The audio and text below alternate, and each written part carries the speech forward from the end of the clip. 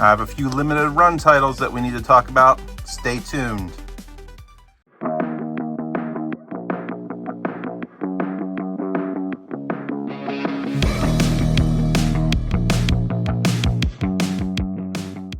Whenever I pick up some titles from Limited Run or some of these other small quantity physical media sellers, I like to hold them until I get maybe 3 to 5 to talk about them. And I'm sitting on 3 right now that I like to share with everyone. This all came in this quarter at some point in time, and I have to say the theme here is truly nostalgia this time around, because all 3 are either directly from the past or they elicit memories of games in the past. You know what? Let's start with the one that isn't old, but it totally reminds me of games of the past. It's 10 Dates on the PS5. And I say this is nostalgic just for the early day full motion video games that existed. You know, I had a Sega CD growing up, and I had games like Night Trap and Corpse Killer and Sewer Shark. I had no clue what I was doing with those games, but I was in love with them, absolutely amazed by them. I get a little further each time, and it was probably my favorite genre at this time. Such good memories. Does anyone remember the game Fox Hunt? That might have been my favorite game within the full motion videos. Amazing. Really quirky, like a comedy spy thriller game. Probably very inappropriate for a 12 or 13-year-old to play though. But 10 Dates is generally considered a good game, especially if you like full motion video games.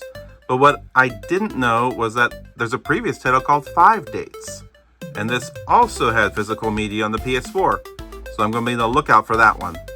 But for 10 Dates, I can't say much about it. I never heard it.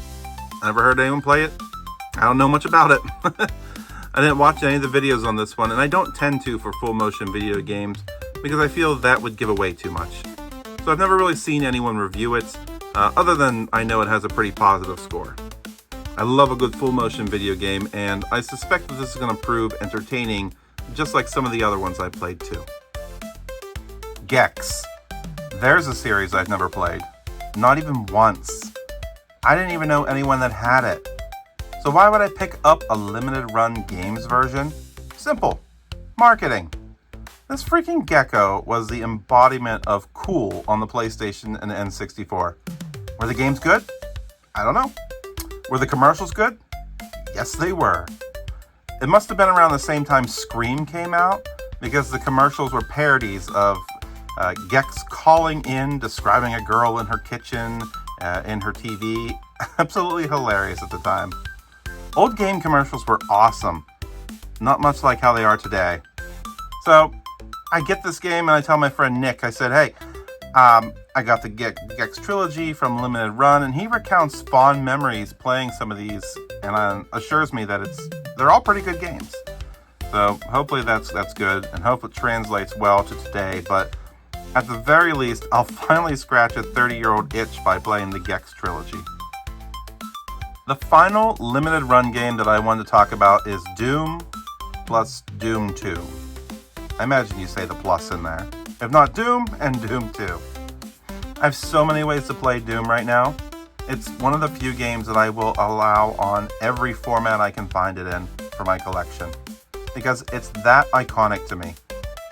I don't mean like Doom 2016 game, which I feel is a masterpiece though, or say Doom Eternal, which I enjoyed but not nearly as much as 2016, or even Dark Ages, which to me feels like a departure, but I haven't even given the time of day yet to really know how its story fared.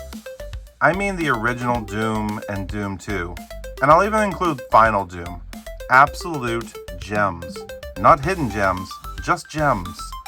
So what's new with this copy? I don't know, and I don't care. It's one of those series that I'd like to dedicate a shelf to and put the titles across all the consoles and PC generations in there. It's just a series that resonates with me in simpler times. It reminds me of family, where I'd get to play this game every Thanksgiving each year, so it's pretty special to me. And that's likely why I break my general rule of having a game for just one console or one location. Typically, I wouldn't have Doom on the PS5, and Doom on the PS3, and Doom as a physical copy from the PC. Typically, I would just have it on the latest version I could play, like PS5, but I love it that much. I'm not a completionist when it comes to limited run games. I don't know how many titles I have that they resurrected or brought to life on physical media. I also don't give them a pass on some of their poor business practices. Most recently, things like the Yakuza series box, it doesn't even have the latest versions on disc. Or other things like employee censorship, though I do recognize private companies are free to do as they please, and we get to share our thoughts with our wallets, if you will. However, limited run games is doing a good service in keeping media physical for those of us that do enjoy it. And that's why I support them, even with raised prices that I obviously do not like. It's an interesting company that I both love a lot and hate a lot.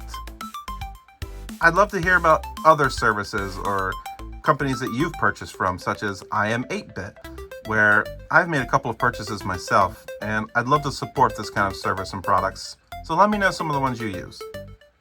Thanks for joining me on Let's Build a Collection, where we work together to navigate topics like this while building our collections together.